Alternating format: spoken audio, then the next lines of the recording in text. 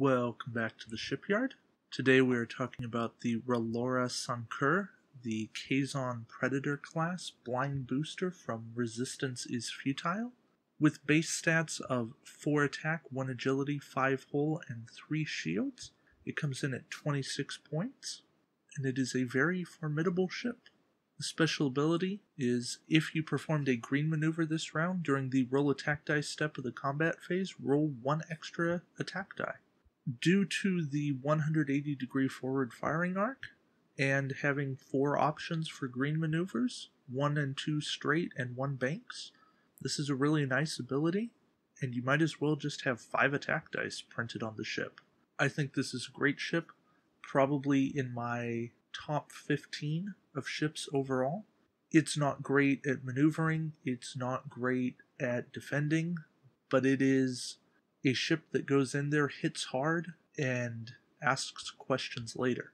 So if you're looking for a beast at 26 points and you don't have to do a lot of other stuff to it, the Relora Sankur is definitely a ship worth tracking down. For the generic, we lose a shield, the named ability, a crew slot, and we save 2 points. I think losing the named ability is really rough on this. The maneuver dial doesn't do a lot to compensate for it, and I think ultimately it suffers for it. The generic Predator is one of those ships that takes a lot of work to really be playable. You would need some secondary weapons to make the most use out of the ship, as well as a crew and maybe even a tech to make the ship shine. I will say that the best thing about the Kazon is that they can take battle stations, and that helps their quality of dice. And since they do have decent quantity, they feel like mini Federation to me, or maybe a little bit more like Dominion in terms of Keldon classes. So definitely not the worst ship out there, but not the best either. Our one captain in this pack is Heron, skill 3, no talent slot. Add 1 weapon upgrade to your upgrade bar. All of your Kazon weapon upgrades cost 1 less point. I'm not a huge fan of Heron, but if you're going to use 2 or more weapons, he basically pays for himself. And since Kazon don't have a lot of great captains, there are certainly worse options. I know it's not a ringing endorsement, but you can do worse. Where this ship can really shine is adding a weapon slot to a ship that doesn't normally have one. I'm thinking of going cross-faction, maybe go on a Romulan scout ship and give it a weapon that doesn't need a target lock. Maybe some antimatter mines or something of that nature. Yeah, you don't get the cost reduction, but at least you have that built-in slot, and if the ship blows up, you're not too worried about giving up a ton of points. For our crew upgrade, we have Tursa. Action: if your ship is not cloaked, disable all of your remaining shields and target a ship at range 1 to 2 that is not cloaked and has no active shields. Discard Tursa and 1 crew of your choice on the target ship, and then place a scan token beside your ship. Again, this goes back to the crew ganking days of Param, Bokra, Klingon boarding party, things like that. Tursa's okay. At least you get a scan token out of it. Range 1 to 2 is decent.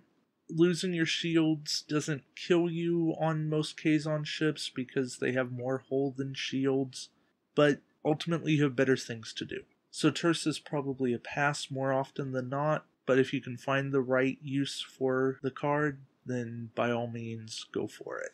We get 2 weapons here. First off, we have Photonic Charges. 4 attack dice, range 1 only. Disable this card, perform the attack, place on an auxiliary power token beside the target ship if there is at least 1 uncancelled hit or crit result. Kind of a nice thing. The ship to put this on, however, is not the Relora Sankur. It's the Little Raider, like the Nistrum Raider.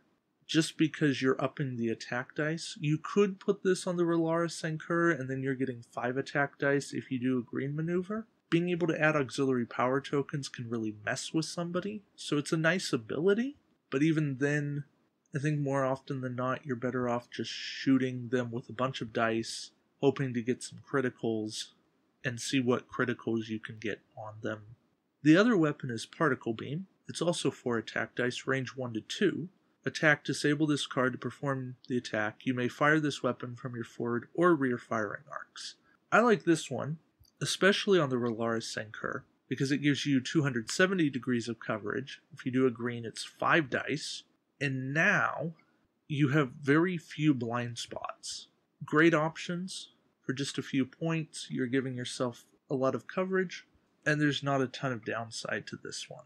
So, yeah, it was better as a card to tack onto the ship in the blind booster just to fill out the points because you had to.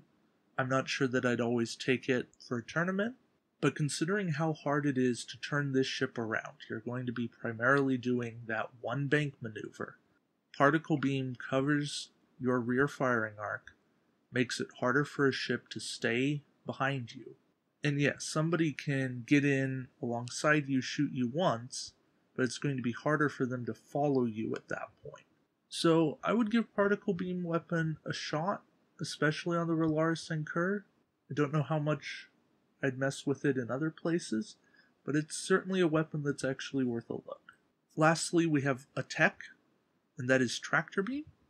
During the activation phase, when a ship within range 1 of your ship reveals a maneuver with a number of 3 or higher, before the ship moves, you may discard this card to subtract 2 from that maneuver's number. Tractor Beam is a card that has a ton of potential. You could have a ship that's doing a 3 come about, and now it does a 1 come about. Or a 3 bank into a 1 bank, 4 straight into a 2 straight, 6 straight into a 4 straight, anything like that.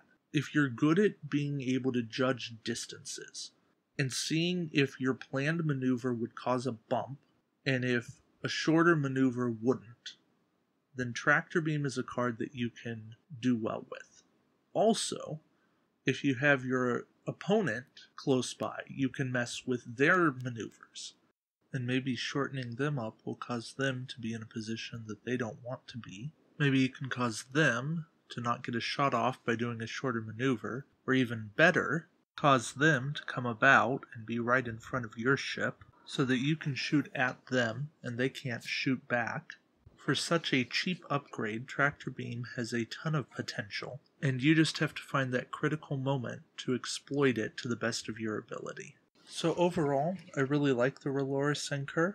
I think that it was a good blind booster, probably my favorite in the set for Resistance is Futile. It's definitely worth tracking down, if at all possible. I know it's not the easiest thing to find, but I don't think you'll regret it if you can.